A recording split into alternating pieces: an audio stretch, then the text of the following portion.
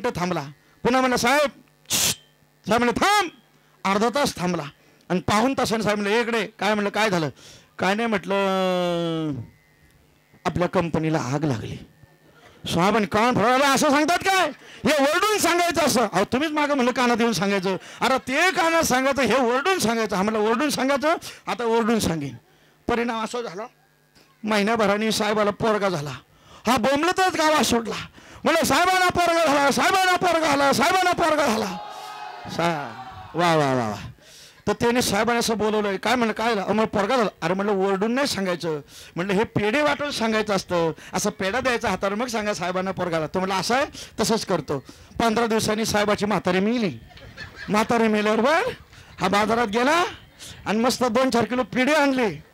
आणि मग सगळे म्हणतात हे घ्या साहेबाची म्हातारी मिली, हे घ्या साहेबाची म्हातारी मिली. अरे काय पद्धत आहे सांगण्याची? सांगण्याच्या काही खुणा असतात, पद्धती असतात. तुकाराम महाराजांनी चौकात उभं राहावं, हात वर करावेत. उभारीला हात जगी जाणविली मात. जगाला जाणीव करून दिली आज.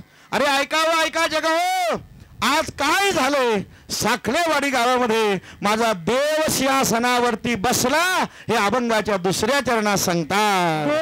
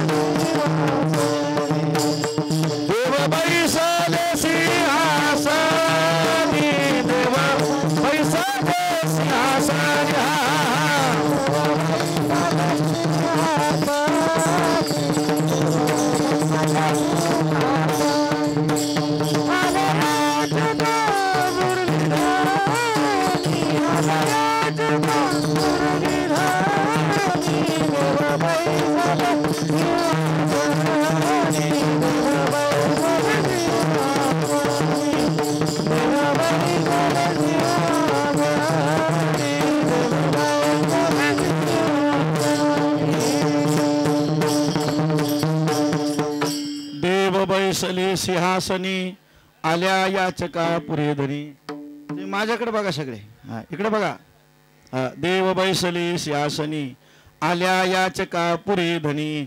महाराज म्हणतात आज जगाला जाणीव करून देत. ऐका जग हो, आज माणगाव तालुक्यातील जिते पंचायतीमधील साखळेवाडी गावामध्ये माझा देव सिंहासनावर बसला. बघा सिंहासन बनवणं सोपं आहे, पण सिंहासनावर देवावर बसवणं कठीण आहे. सिंहासन बांधणं सोपं आहे, पण सिंहासनावर देवाला स्थापन करणं कठीण आहे. या पद्धतीपर्यंत आपण जाऊन पोचलात आणि देव सिंहासनावर बसला. सिंहासनावर देवाने बसावं हे आपल्या मनात यावं लागतं का देवाच्या मनात यावं लागतं? देवाच्या. तुमच्या मनात असून काय उपयोग नाही. देवाच्या मनात ज्या दिवशी येणार का मी आज तिथं जाणार, त्या दिवशी देव येणार. आले देवाजीच्या मना तिथे कोणाचे चालेना. देवाच्या मनात आलं तसंच होणार. आपण ठरवून काय होत नाही. वृक्षाचे पान हले ज्याची सत्ता, राहिली अहंता मग कुठे. बरं देव आणून आणून तुम्ही कुठला आणला? गणपती बाप्पा. मी आलेलं सगळं कोणीतरी विचारलं, म्हणलं का गणपती कसं काय? तर म्हटलं नाही सगळ्या लोकांचा विचार झाला म्हणजे गणपतीच आणावं. मी म्हणलो वा वा वा, सगळ्या देवांचा बापच तुम्ही आणला गणपती. हे तिन्ही देवांचे जन्मस्थान. हे सगळ्या तिन्ही देवांचं जन्मस्थान गणपती. आकार तो ब्रह्मा, उकार तो विष्णू, मकार महेश जाणीला. ऐसा तिन्ही देव जेथुनी उत्पन्न, तो हा गजानन मायबाप. सगळ्या जगाचा मायबाप जर कोण असेल तर हा गणांचा अधिपती गणपती. मग ते गण, राक्षस गण, देवगण, मनुष्यगण, या सगळ्यांचा गणांचा अधिपती म्हणजे गणपती. विठाला विठाला विठाला विठाला विठाला विठाला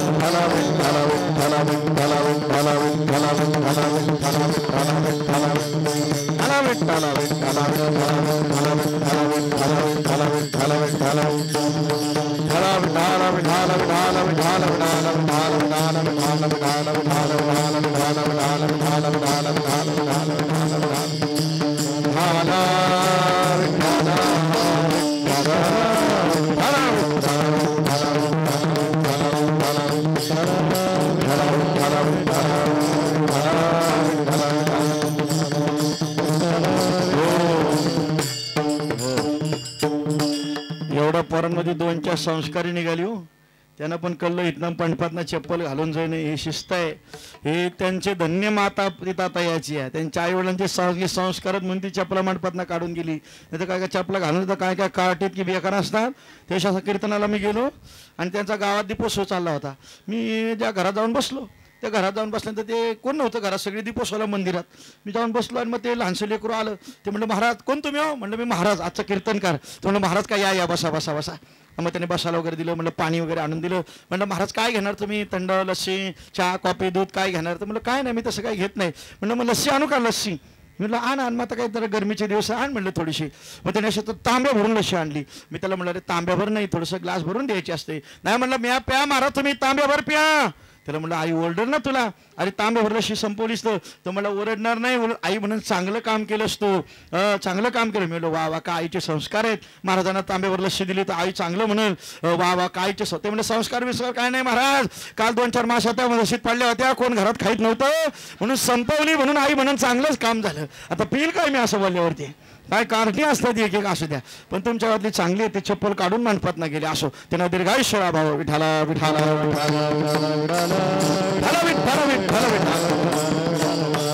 होतो आपण.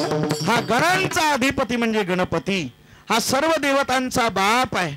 अशी सर्वोच्च सत्ता ज्याच्या हातात आहे ना तो गणपती आहे. आपल्या सत्ता येतात जातात पण त्या देवाची सत्ता मात्र कायम राहते. ईश्वर सत्ते पुढे इलाज नाही. हे कधी लिहितात माणसं? मी आल्यावर दुखवट्यात लिहितात. जिवंतपणे लिहायला पाहिजे. ईश्वर सत्ते पुढे इलाज नाही. ती सर्वोच्च सत्ता म्हणजे गणपती बाप्पाची आहे. अशी माझ्याकडे बघा तुम्ही सगळं काय असू द्या तिकडे बघायचं नाही माझ्याकडे बघायचं. मी कसा दिसतोय बघा. विठाला विठाला विठाला विठाला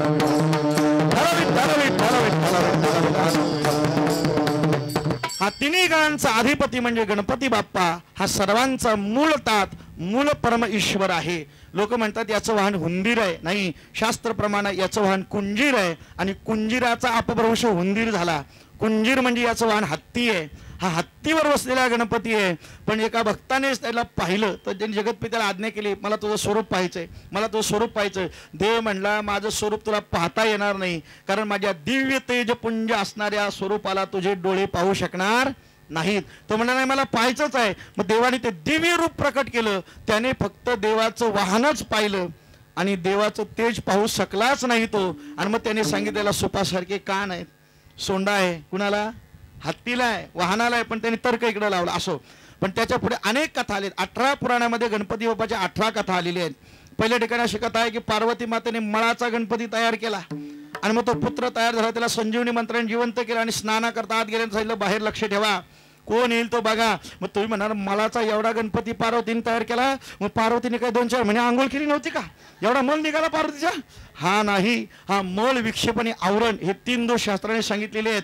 त्यातला मळदोष बाजूला काढला आणि त्याच्यातनं हा गणपती तयार झाला. पण ज्या पार्वती माता आत्म स्नान केलं भगवान शंकर आले आणि भगवान शंकराने आत जायचा प्रयत्न केला. म्हणला थांबा जायचं नाही. तो म्हणला कोण? तुम्ही म्हणलं पार्वतीचा सुपुत्र मी इथं उभा आहे. म्हणलं मातेने सांगितलं स्नान चालू आहे कोणाला आत पाठवायचं नाही. म्हणलं मी पती आहे तिचा. नाही नाही म्हणलं कोण का असे ना कुणीच आत जायचं नाही. देवाचा राग अनावर झाला आणि भगवान शंकर त्रिशूल काढलं आणि त्याचा शिरच्छेद केला. मुंडकं एका बाजूला, धड एका बाजूला. पार्वती माता स्नान उनकून बाहेर आल्या. पुत्राची ती अवस्था पाहिली. आक्रोश विक्राळ झाल्या पार्वती माता. आणि मग मात्र भगवान शंकर सांगितलं माझ्या सुपुत्राला जिवंत करून द्या. मग नंदीला सांगितलं जा पहिलं कुणाचं मुख भेटेल ते घेऊन या आणि ते आणा. तर ते शोधायला नंदी गेले तर पहिलं कोण भेटलं? हत्ती भेटलं. आणि मग ते हत्तीचं मुख आणलं आणि ते गणपती बाप्पाला बसवलं. ही एक कथा आहे. आणि दुसरं आहे की त्या सिंहासनाला दत्त्याने पार्वती माताच्या उदरात असतानाच गणपती बाप्पाचा शिरच्छेद केलेला आहे. आणि नंतर बाहेर आल्यानंतर त्याला मूग बसला. असे 18 पुराणात 18 गणपती बाप्पाच्या कथा आल्या.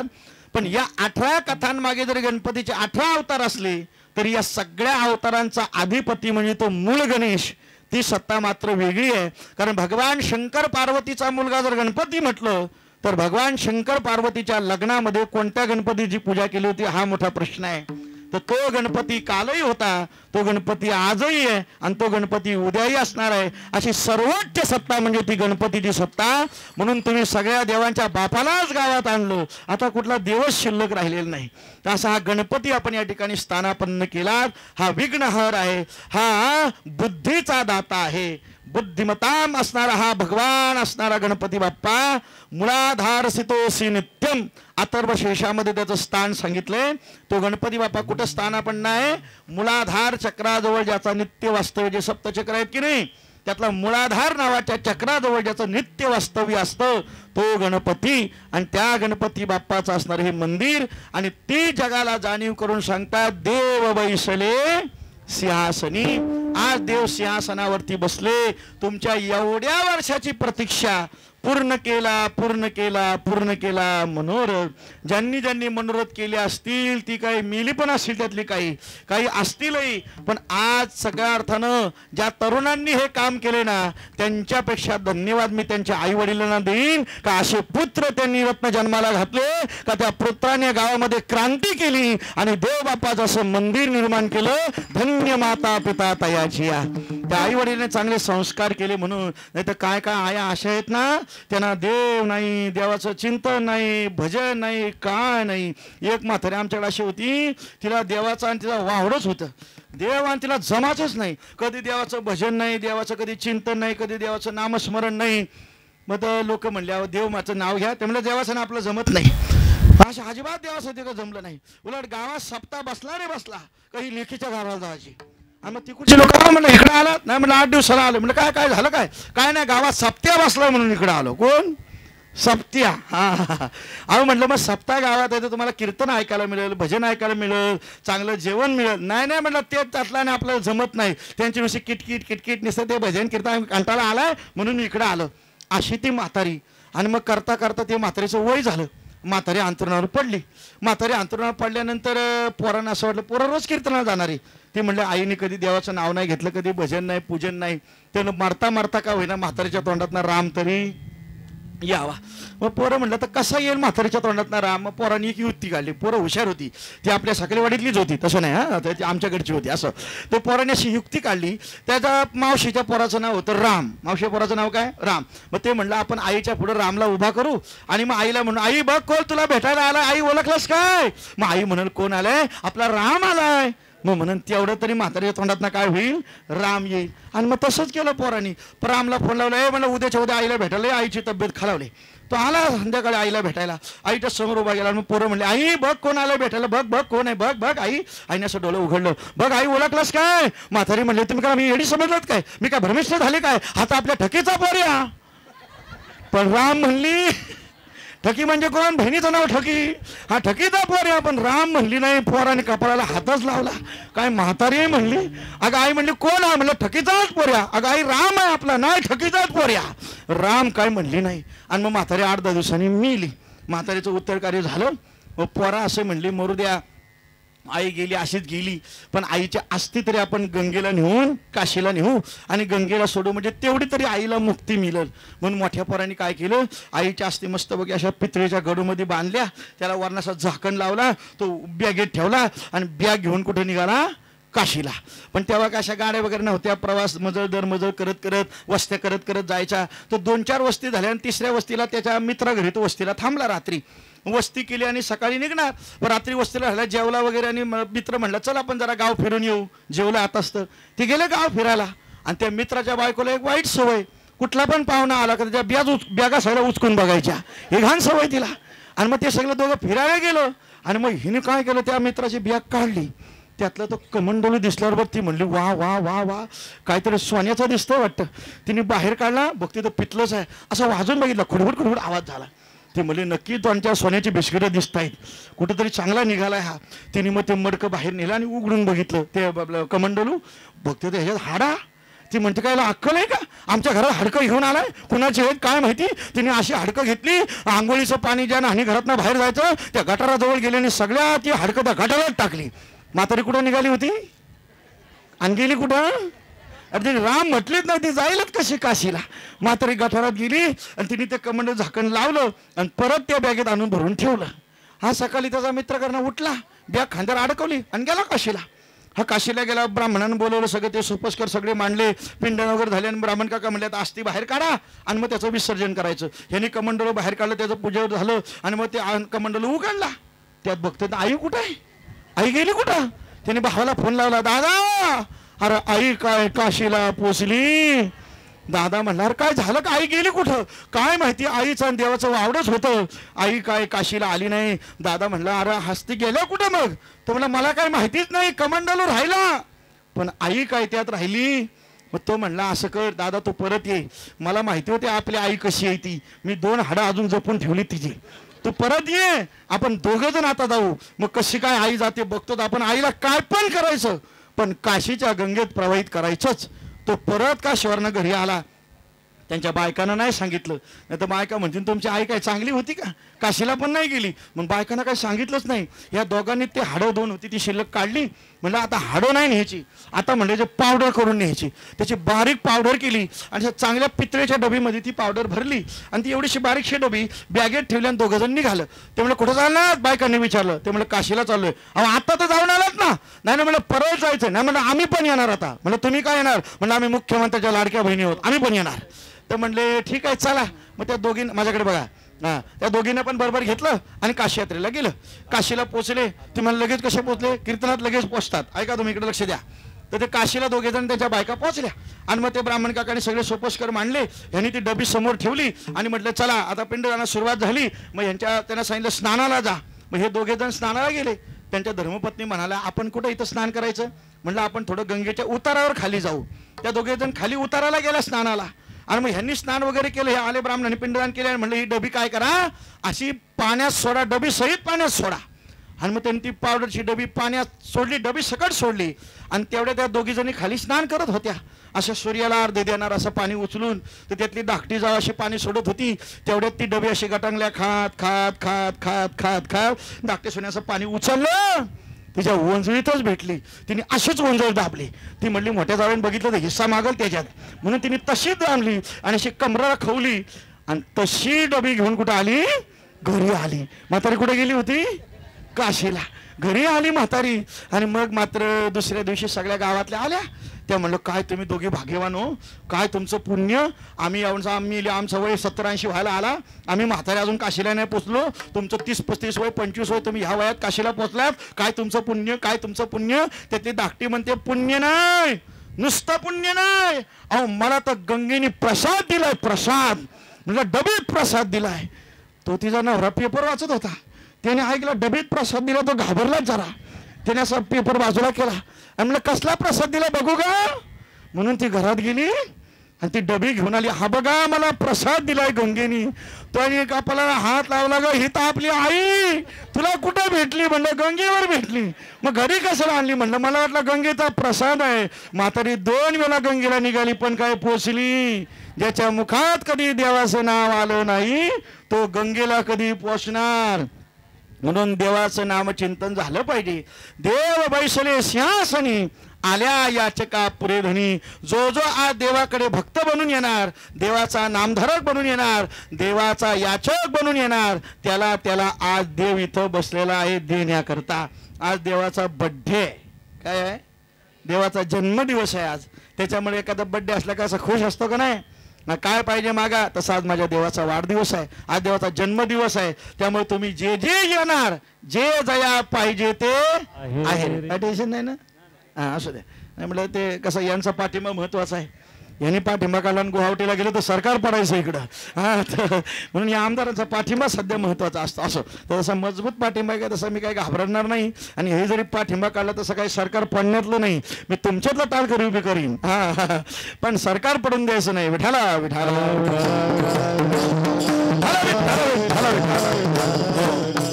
देव सिंहासनावर बसलेले आल्या याचका पुरे धनी. तुम्ही आज याचक बनून या, देव तुम्हाला द्यायला बसलेला आहे. देवाकडे येताना याचक बनून यावं. याचक भिकारी, देवाकडे येताना याचक बनून यावं, देवाकडे येताना नम्र होऊन यावं. म्हणून बघा, पूर्वीच्या मंदिरांना चौकटी कमी असायच्या उंचीच्या, होते का? का तर आपण देवाकडे जाताना असं वाकून जावं. आता ती पद्धत गेली, इथंच नाही सगळीकडे ती पद्धत गेली.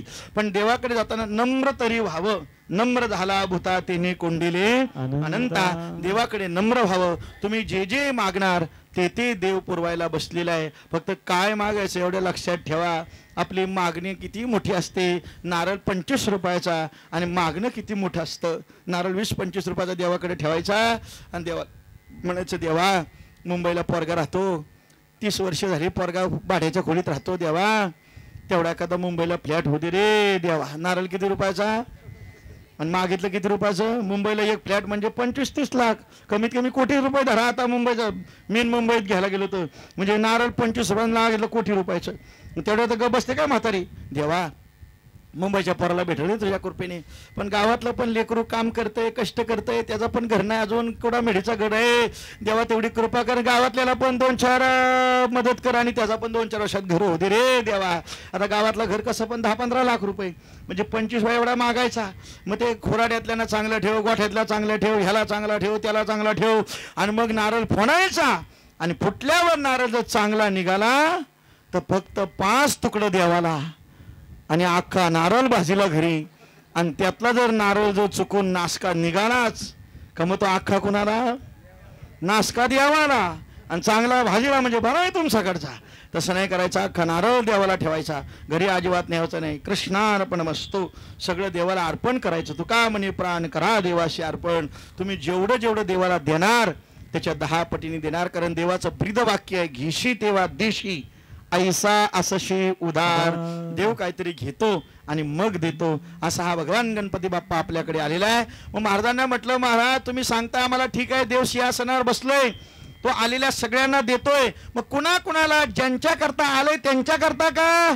नाही नाही म्हटलं, अरे जो जो इथं येईल तो एकासाठी जरी आला असला तरी उगवी अनेकांची कोडे. बघा, प्रभू रामचंद्र परमात्मा वानरांकरता आले पण जगाचा उद्धार केला. भगवान श्रीकृष्ण परमात्मा गोपाळांकरता आले पण फायदा जगाला मिळाला. देव कोणा एका करता येतो पण फायदा जगाचा होतो. आज देव जरी साखळेवाडी ग्रामस्थांकरता आला असला तरी सुद्धा फायदा जगाला आहे. एकाच्या कैवारे उगवी अनेकांची कुडे. एकाचा सांप्रदायपूर्वक भजन करू आणि राहिलेल्या चरणाचा विचार करू. विठोबा रखुमाई हा हा विठोबा रखुमाई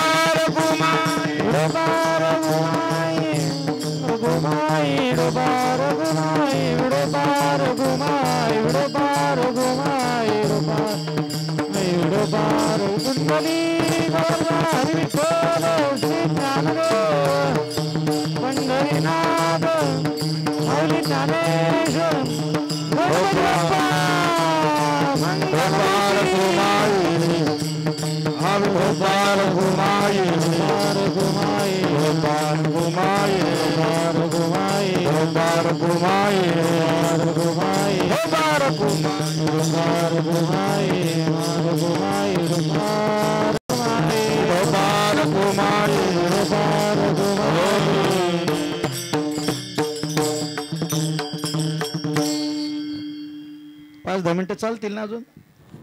हा वा वा वा, सगळे होच म्हणताय. फ्रेश चेहरे सगळे. मी टेन्शन मध्येच होतो, ऐकायला लोक बसतायत का नाही काय माहिती. पण तुम्ही सगळे देवाची कृपा तुमच्यावरती आहे आणि तुम्ही सगळे कीर्तनाला बसलेले आहात. असो, चांगलं आहे ते. असं सगळे बसत नाही. तुकाराम महाराज कीर्तनाला सकाळी रात्री 10ला चालू करायचे का पहाटे 4ला कीर्तन तुकाराम महाराज संपायचं. पण 10ला कीर्तन चालू झालं का असं मंडप भरलेला असायचा आणि पहाटे 4ला तुकाराम महाराज डोळे बंद करून मग्न होऊन कीर्तन करायचे आणि पहाटे 4ला तुकाराम महाराज डोळे उघडले का समोर एकच माणूस बसलेला असायचा. महाराज त्याला म्हणायचे, वा वा काय भाग्यवान आहेस, काय पुण्यवान आहेस. सगळी लोक निघून गेली, तू एकटा बसून राहिला. तो तुकाराम महाराजांचा महाराज, सगळी लोक निघून गेली, मी बसलो. त्याला कारण काय? म्हणलं तुमच्या पायाखालची घोंगडी माझी आहे म्हणून मी थांबलोय. तेवढी ती घोंगडी घेतली का मी तरी कशाला थांबते. तुम्ही उडी मारली का मी घोंगडी वरते, तुम्ही उडी मारली का घोंगडी वरते. एक उडी शिल्लक आहे, तेवढी उडी मारली का घोंगडी घेतलं का परत तुमच्या वाटे. तसा काय मी होऊन द्यायचो नाही. आणि कुणाची आहे काय माहिती घोंगडी, पण तसा काय कोण समोर बसलेला नाही.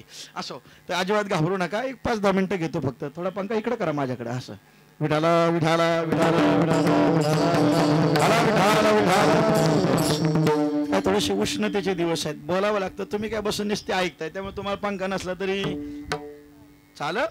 असू द्या. बरं तर कुठं आहोत आपण? साखळीवर. वा वा, आता बरोबर गणित जमले.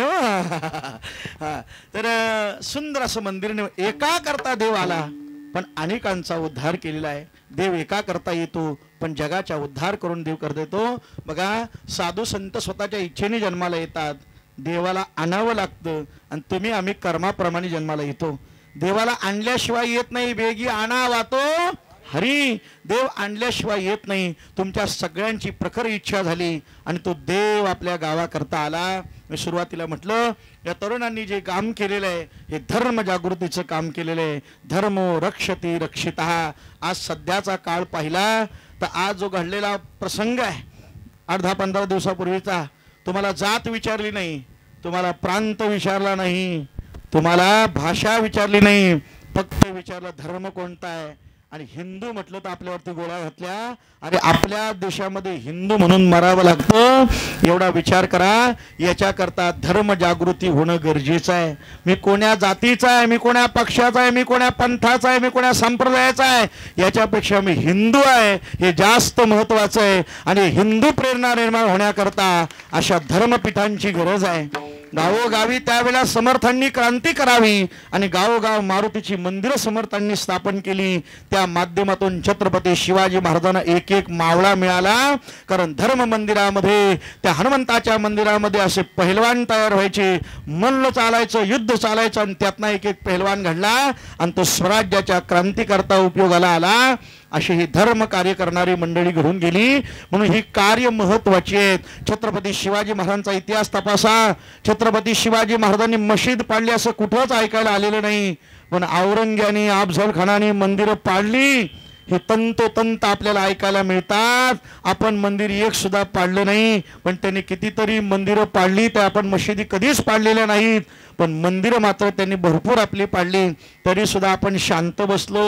या पाकड्यांनी सुद्धा आतापर्यंत कमी हल्ले केले का? पण आपण म्हणतो असू द्या सुधारतील, असू द्या सुधारतील, असू द्या सुधारतील. आज नाही सुधारली तर उद्या सुधारतील, परवा नाही सुधारली तर तेव्हा सुधारतील. पण ती पाकड्याची शेपूट वाकडी, ती वाकडी, ते पाकडे काय सुधारायला तयार नाहीत. म्हणून मोदींनी 56 इंच की छाती पुढे केली आणि कसम सिंदूर की. अरे ज्या कुंकू नष्ट करण्याचं काम त्या पाकड्यांनी केलं, त्या दहशतवाद्यांनी केलं, त्यांच्यावर आक्रमण करायला जो त्या ठिकाणी प्रोजेक्ट निर्माण केला त्याला नाव सुद्धा दिलं ऑपरेशन सिंदूर. आणि त्याच्यामध्ये जेवढे जेवढे आतंकवादी होते त्यांच्या 8 जणांचे आड्डे बर्दाश्त करून टाकले. एवढी ताकद इंडियन आर्मीमध्ये आहे. हे स्वराज्य घडवण्याची ताकद त्यांच्यामध्ये आहे. अरे त्या पाकड्यांना माहिती आहे का तुमचा क्षेत्रफळ म्हणजे भारताचा एक राज्य होईल एवढा तुमचा पाकिस्तान आहे. आणि तुमच्या पाकिस्तानची जेवढी लोकसंख्या तेवढी भारताची नुसती सैनिकांची संख्या आहे. एका रात्री जरी सैनिकांनी ठरवलं, एक एक सैनिकांनी एक एक पाकड्याला मारायचं ठरवलं तर तिथं एका रात्री तुमचं काम तमाम होऊ शकतो. पण भारत अजून मर्यादा सांभाळून आहे. भारत अजून मर्यादा सांभाळतोय तरी ते रात्री आपल्याकडे ड्रोन पाठवतात. पण आपले सैनिक इथे कडखर आहेत का त्या प्रत्येक ड्रोनला उडून टाकतायत. आपल्या सैनिकांचा त्याग किती मोठा आहे. आज प्रत्येक सैनिक जो सुट्टीवर होता ना त्या प्रत्येकाला कॉल आलाय आणि ते प्रत्येक जण या देशाच्या रक्षणाकरता निघालेत. आताच मी मग अशी एक बातमी वाचली, एक वीर जवान आत्ताच त्याचं 8 तारखेला लग्न झालं आणि आजची तारीख किती? 10 तारीख, 2 दिवसात परवा 8 तारखेला लग्न झालं आणि 10 तारखेला तो आज देशाच्या सीमेवरती निघाला. एकच दिवस मध्ये त्याला कॉल आला आणि तो निघाला. आणि त्याला मग गावातली भेटण्याकरता मंडळी आली आणि विचारलं, अरे काय सुट्टीवरती आहेस, थांब थोडा दिवस, आत्ताच लग्न झालंय. तो म्हणाला, माझ्या भारत मातेचं संरक्षण करणं ही माझी पहिली जबाबदारी आहे, पहिलं रक्षण माझ्या भारत मातेचं. तो सीमेवरती निघाला. त्याच्या धर्मपत्नीला विचारलं, अरे आत्ताच लग्न झालंय, कुठेतरी फिरायला जायची इच्छा आहे, कुठेतरी मनोरंजन करायला जायची इच्छा आहे, कुठेतरी असं वाटतं जावं म्हणून. पण त्या धर्मपत्नीने सांगितलं, मी एका या भारतीय सैनिकाची पत्नी आहे, त्यांचा सुद्धा पहिला हक्क भारत मातेवरती आहे आणि नंतर माझ्यावरती आहे. पहिला रक्षण भारत मातेचं करायचं आहे, आज ते रक्षण करतायत. म्हणून धर्म मंडप टिकलीत, हे मंदिरं टिकलीत, हे कीर्तनं टिकलीत. त्याला कारण त्या आर्मीवाल्यांचं आहे. बघा तुम्ही, पाकिस्तानामध्ये मुलं जन्माला आली ना तर त्यांना फक्त एवढंच शिकवतात, भारताला कसं नस्तनाभूत करायचं. पण भारतात जन्माला आलेल्या तरुणा मुलींना देव, देश, धर्माची शिकवण दिली जाते. म्हणून पाकड्यांना सुद्धा चांगला उपचार घ्यायचा असेल तर कुठं यावं लागतं? भारतात यावं लागतं. चांगलं शिक्षण घ्यायचं असेल कुठं यावं लागतं? ज्या वेळेला मोदींनी सांगितलं की सगळ्यांनी 48 तासात देश खाली करा, त्यावेळेला कळलं 2.5-3 लाख पाकडे आपल्या देशात राहत होते. कशाला? शिक्षणाला आणि उपचार घ्यायला. तेव्हा आपल्याला कळलं, म्हणजे यांच्याकडे नीट आरोग्य व्यवस्थापन नाही, यांच्याकडे शिक्षण व्यवस्थापन नाही, आणि ती चाललीत भारताला अक्कल शिकवायला. अरे तुमची डोकी जागेवरती आहेत का? भारताने ठरवतं का रात्री तुमचा कार्यक्रम करतील? पण आपण म्हणतोय सहिष्णू आहात आपण, पण आता सहिष्णू राहायचं नाही. आता थोडं सावध राहा. आता त्या दिवशी ते मॉक ड्रिल होणार, मॉक ड्रिल होणार, मॉक ड्रिल होणार, आणि त्यात आपल्या नागोटण्याचं नाव होतं रोहा नागोटणे. त्या रोहा नागोटण्याची लोक आता घाबरलीच होती. आणि नेमका त्या रात्रीला उद्या मॉक ड्रिल, म्हणजे सगळ्या देशाचं लक्ष मॉक ड्रिलकडे लावलं. आणि मोदी साहेबांनी मात्र सगळ्या आर्मीला सज्ज करून एका रात्रीच सिंदूर ऑपरेशन कंप्लीट करून टाकलं. ही ताकद आपल्या इंडियन आर्मीची आहे. काय त्याग आहे त्यांचा, किती मोठा त्याग आहे, कळालं सुद्धा नाही. आणि ते मॉक ड्रिल होणं त्याच्या आदल्या दिवशी मंगळवार होता आणि बुधवारी मॉक ड्रिल. आणि ते मंगळवारी मी रात्री झोपलो होतो, आणि मग झोपल्यावर ती लाईट गेली, एसी बंद झाली, तर मग गरम व्हायला लागलं. पंखा लावला तर दिवसभर लाईट नव्हती, तर इन्व्हर्टर पण उतरला. तर म्हटलं आता थोडं काय करा, गरम जास्तच व्हायला लागले. मग बाहेर झोपायला गेलो मी, गॅलरीमध्ये खट टाकले, त्याच्यावर झोपलो. तर झोपल्यानंतर चांगलीशी डुलका लागलाच. तर त्यावेळेला रात्री 2-2:30च्या सुमारास कुणीतरी फटाके फोडले. आणि ते फटाके फोडल्यावर मी असा गोदडी घेऊन हात पळालो का नाही. मी म्हणलं झालाच वाटतं मॉक ड्रिल आजच चालू. म्हणलं त्यांचा भरोसा नाही, कुठं पण बॉम्ब बिम टाकायचं. म्हणजे एवढे आपण घाबरत आहोत. अजून सुद्धा काय काय नसते, मोबाईल बघत असतात, कुठं बॉम्ब पडला, कुठं पडणार आहे, त्याचं लक्ष तिकडंच नुसता. असं वाटतं इकडून आला का काय, तिकडून आला का काय. तसं काय घाबरू नका. मी रात्री तिकडून कीर्तन करून पालीत बघितलं, तर पालीत 2 पोलीस ते रायफल घेऊन फिरत होते पालीतना. मी पहिल्यांदाच बघितलं, मला पालीमध्ये रायफल घेऊन पोलीस फिरायला लागले. म्हणजे काहीतरी आता थोडं सावध राहायला पाहिजे. आता ही जबाबदारी आपली सुद्धा आहे, नुसती शासनाची नाही. आता कुठलाही प्रसंग येऊ, काही हो, कसाही उपयोग हो, काही जरी झालं तरी आपण सरकार बरोबर आणि आपल्या आर्मी बरोबर असलं पाहिजे. कुठलाही प्रसंग आला तरी आपण त्यांची साथ सोडता कामा नये. कारण आज जे ते करतायत ते कुणासाठी करताय? तुमच्या आमच्यासाठी करताय, प्रत्येकाकरता हा त्यांचा त्याग मोठा असो. तर आर्मीच्या लोकांना संस्कार मिळते छत्रपती शिवाजी महाराजांकडून. मरावे परी कीर्ती रूपे उरावे. छत्रपती शिवाजी महाराज, काय काय लोक मला म्हणतात की कशाला कीर्तन शिवाजी महाराज सांगायचं, ते का देव होते का, ते का संत होते का. ते म्हणाल 9ला आटपणार होतात, 9:15 वाजायला आलं. मग तुम्ही काय तसं म्हणणार नाहीत, कारण सगळ्यांना जरी भुका लागल्या असल्या नाही ना अजून, हां अजिबातच नाही हो. तुमचे सगळे प्रसन्न चेहरे आहेत, काय हरकतच नाही. छत्रपती शिवाजी महाराज का कीर्तन सांगता, आम्हाला बरेच जण असे म्हणतात. मी त्यांना सांगतो, छत्रपती शिवाजी महाराज देव होते का संत होते मला माहिती नाहीत, पण दारातली तुळस, मंदिराचा कळस आणि मंदिरातले देव ज्यांच्यामुळे शिल्लक राहिले ना, त्यांचं नाव आहे छत्रपती शिवाजी महाराज. म्हणून कीर्तनात जय जय झाला पाहिजे. ज्यांनी ज्यांनी हात आणले त्या सगळ्यांनी हात वरती करा, हात वरती. जे हात करणार नाहीत वरती त्यांना मर्यादेची शपथ आहे. हां, हात वरती करा. मी सांगायचं बरं, हात खाली घ्यायचे नाहीत. आणि मी छत्रपती शिवाजी महाराज की म्हटलं तुम्ही जय म्हणायचं, मी हर हर म्हटल्यानंतर तुम्ही महादेव म्हणायचं. अजिबात घाबरायचं नाही. आवाज जोरात झाला पाहिजे, आवाज पाकिस्तानपर्यंत गेला पाहिजे. अजिबात घाबरायचं नाही. करू द्या सगळ्या पंचक्रोशीला. या साखलेवाडी गावामध्ये धर्मजागृतीचं कार्य चालू आहे. धर्मजागृतीचं, धर्मपोषक कार्य या ठिकाणी चालू आहे. सगळ्या पंचक्रोशीला समजू द्या. या गावातले आयोजक मंडळी व्हिडिओ घ्या, सगळ्या पंचक्रोशीला पाठवा. कळू द्या आपल्या गावात सुद्धा धर्मपीठ निर्माण झाले, आपल्या गावात सुद्धा महोत्सव होत आहेत, आपल्या गावात सुद्धा कीर्तन होत आहेत. सगळ्यांनी जय जयकार करायचा आहे. छत्रपती शिवाजी महाराज की छत्रपती धर्मवीर संभाजी महाराज की हर हर हर हर गणपती बाप्पा मंगल मूर्ती. वा वा वा, घ्या हात खाली, घ्या हात खाली. आपला आवाजच एवढा स्पीकर कमी पडला, एवढा आवाज मोठा झाला. असो, हे गरजेचं आहे. धर्म जागृती महत्वाची आहे. धर्म टिकला तर आपण टिकणार आहोत. तुम्हाला पैसा किती आहे हे महत्त्वाचं नाही, तुमचा धर्म किती महत्त्वाचा आहे. म्हणून धर्मावर प्रेम करा, देशावर प्रेम करा, संस्कृतीवर प्रेम करा. असो, यथामती यथावकाश धावत्या वेगामध्ये अभंगाचा जो भावार्थ आपल्यापुढे सोडविता आला. किंबहुना तुमची केली धर्म कीर्तन हे सिद्ध गेले, येत माझे जी उरले पायिक पण. बोलण्याच्या ओघात एखादा अपशब्द गेला असेल, तुमच्या उदार अंतःकरणाने क्षमा करा. तुमचा मुलगा असं म्हणून मान्य करा. आहे ना मुलगा? अहो हो म्हणा, का इष्टगीत हिस्सा मागतोय का काय लगेच? तसं काय नको, देवाने भरपूर दिले. असो, तर तुम्ही सगळी गोड गोंड या ठिकाणी बसलात. जेवढं काय चांगलं आहे, गुरुवर्य शिवानंद स्वामी, गुरुवर्य संप्रदाय भारती जनार्दन स्वामी वाडेकर बाप्पांचं समजावं चांगलं ते माझ्या सद्गुरूंचं आहे. गोड मृदंगाची साथ आमची आळंदीकर असणारे हरिओम महाराज जोरकर यांनी गोड या ठिकाणी मृदंगाची साथ केली. गायनाचे उडी आपल्या छंदी मनाच्या आनंदी आवडीने. गायनाचार्य आमचे सुंदर महाराज, त्यांचं गायनही सुंदर, ते दिसायलाही सुंदर आणि आवाजही सुंदर, असं समीकरण योग्य असं जुळलं असे सुंदर महाराज सरपळे यांनी गायनाची साथ केली. त्यांच्यावर आमचे हरिओम महाराजांचे पिताश्री म्हणजे आमचे प्रशांत महाराज जोरकर, ते अष्टपैली व्यक्तिमत्व आहेत. वाजवायला कोण नसेल तर वाजवायला, म्हणाला कोण नसेल तर म्हणायला, पौरोहित्य करायला कोण नसेल तर पौरोहित्य करायला, सत्यनारायण तर सत्यनारायण, अभिषेक तर, आणि एकदा जर कीर्तनकार पण नाही आला तर फेटामधून कीर्तनाला पण. असं अष्टपैली व्यक्तिमत्व. कुठेही पण थोडंसं आमचं लक्ष कमी करतात, पण असू द्या, हाय लक्ष असं. तर अशी गोड आहे. त्याकडे आमचे बळीराम महाराज असतील, आमचे हरिभाऊ महाराज आहे, इकडे विनेकरी आमचे पडवळ महाराज आहे, आणि 2 लाडक्या बहिणी कीर्तनाला उभ्या टाळ्या होत्या त्यांच्याकरता. सगळ्यांची हिंमत होत नाही इथे येण्याची, ते संस्कार त्यांच्यामुळे ते उभ्या राहिले. असं त्यांनाही धन्यवाद. गावातले दादा आहेत ते उभे आहेत, आमची चिंतामणी दिगेसर हे सुखाने उभे आहेत, आमचे शिंदे महाराज असतील, जोरकर महाराज आहेत, आमचे कुंभार महाराज आहेत. गोड या ठिकाणी सगळी तुम्ही गोड गुणीजन मंडळी आहात. सर्वांच्या ठिकाणी प्रणिपात करतो. या ठिकाणी सगळ्यांनी हाताने टाळी आणि मुखाने भजन करायचं आहे. पण तत्पूर्वी या ठिकाणी तुम्ही देवगण देवांगणा, आता मला गावातलं कुणाचंच नाव माहिती नाही, तुम्ही सगळी अपरिचित आहात, पण तरुण मंडळ आणि जुनी मंडळी जोनी चांगल्या प्रकारे काम करते. दोही ठाई तुका नाही पडू देत चुका, देव आणि येणारा भक्त याच्यामध्ये जो साम्यता आहे, याच्यातला दुवा जो आहे ते महाराज म्हणतात मी झालो. जसं आज देव आणि तुम्ही ग्रामस्थ याच्यामधला दुवा म्हणजे आमचे गुरुवारी वाडेकर बाप्पा झाले. हे संत साधू मुनी गावात जोपर्यंत येत नाही तोपर्यंत देव आणि भक्ताचा संबंध होत नसतो. त्याच्याकरता असे संत साधू मुनी गावात यावे लागतात. त्यांच्या कृपा आशीर्वाद झाला की नाही, कृपादान केले संते ते कल्पांती सरेना. आता आपली जबाबदारी वाढली.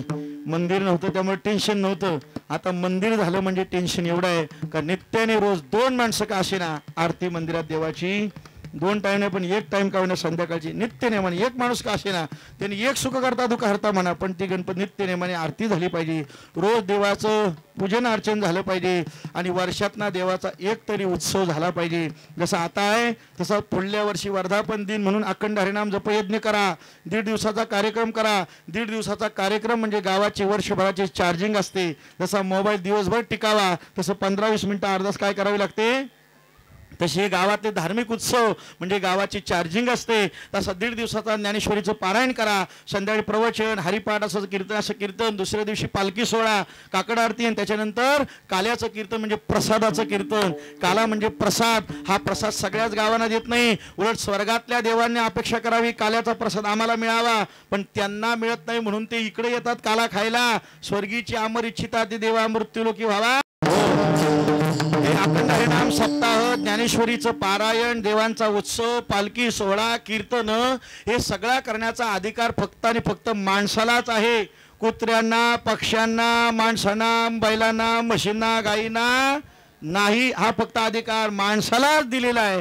त्यामुळे मंदिर माणूसच बांधू शकतो आणि मंदिरातल्या देवाचा उत्सव माणूसच करू शकतो. बरीच मंदिरं आहेत पण त्यांच्याकडे पाहत नाही. देव आलाय पण देवाचा उत्सव झाला नाही तर गावात उत्साह येत नाही.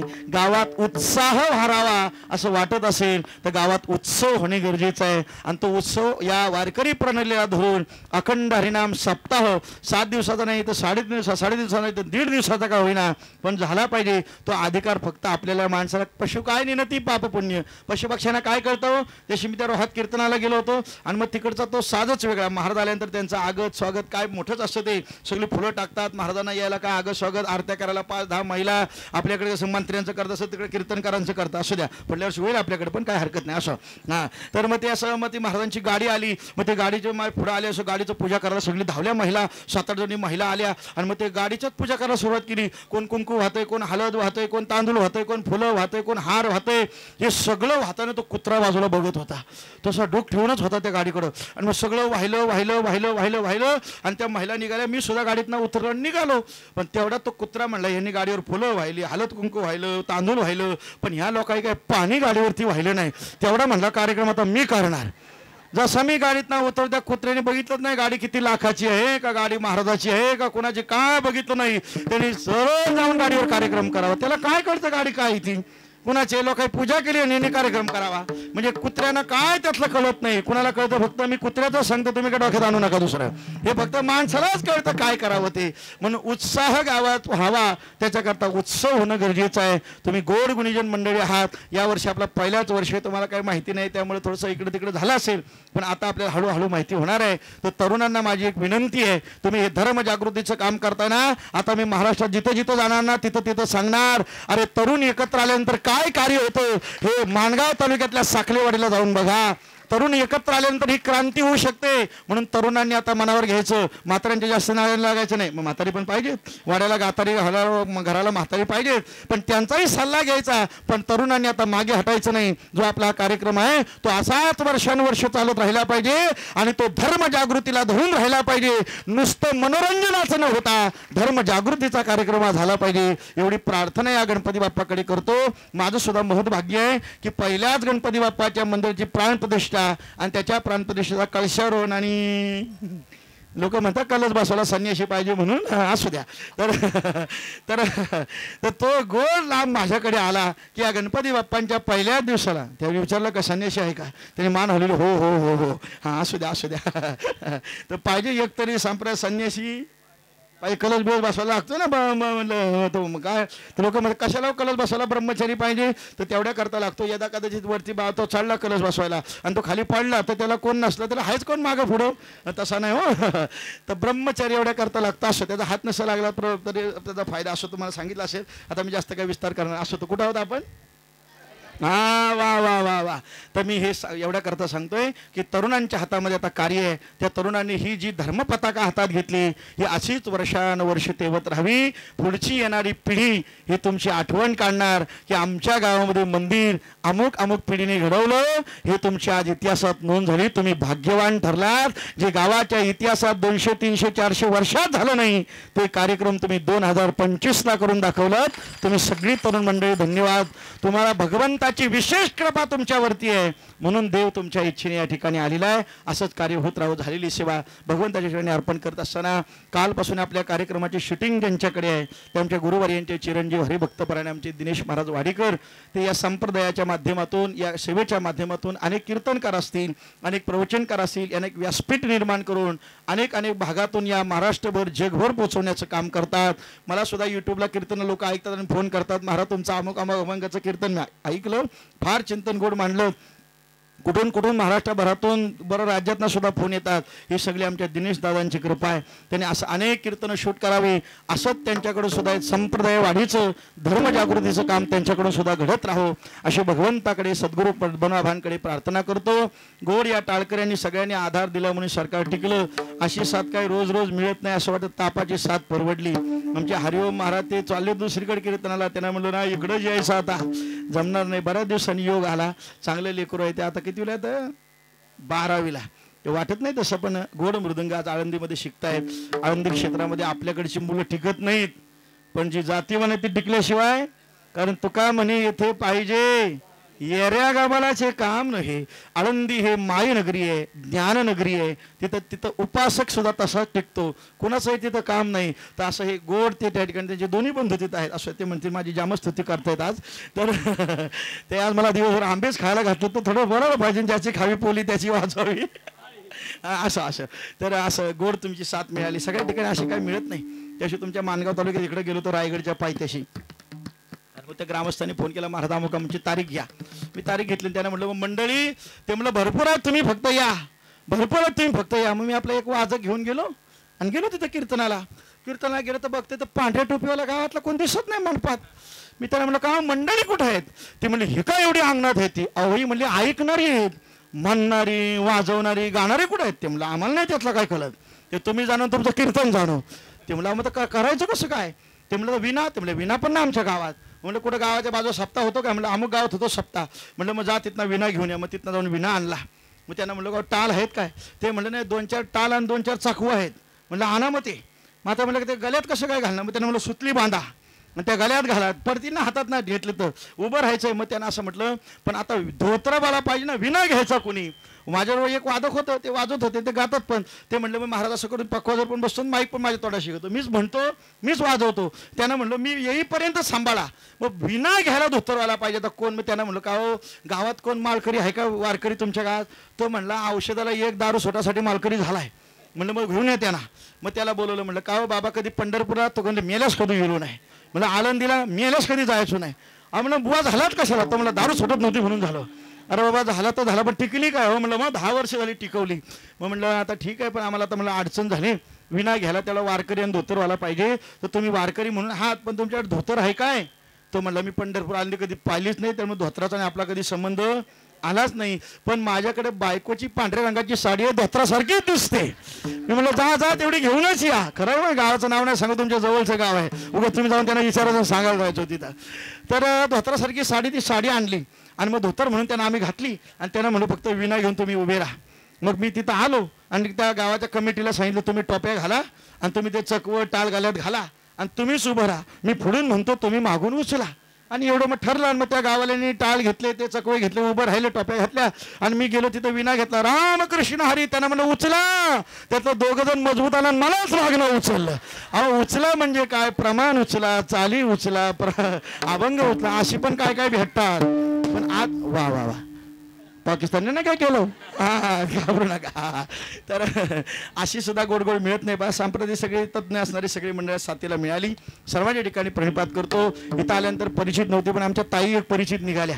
त्यांनी सकाळी आल्यापासून काय पाहिजे कसं आहे महाराज या आम्ही म्हणलं वांगणेवाडीच्या म्हणजे नारायणगावच्या. असं एखादा संबंध सांगितलं की नाही काही आनंद वाटतो. धरून चला तुम्ही मुंबईला गेलात आणि तिथं तुम्हाला जर कोण म्हणाला का मी माणगावची, किती आनंद वाटतो. तुम्ही दिल्लीला गेलात आणि तिथं एखादा म्हणला मी रायगडचा, किती आनंद वाटतो. तुम्ही अमेरिकेत गेलात आणि तिथं एखादा म्हणला मी भारतातला, किती आनंद वाटतो. असा आनंद येतो. आम्हाला सुद्धा वाटतं आमचं माझ्या या जातीचे मज भेटून त्या नारायणगावच्या म्हणलं आम्हाला बरं वाटलं. ते म्हणजे चला आपलं कोणतरी आहे इथं. पण आता जरी त्या एकट्या होत्या पण आजपासून तुमचा सगळा गावा संप्रदायाचा झाला.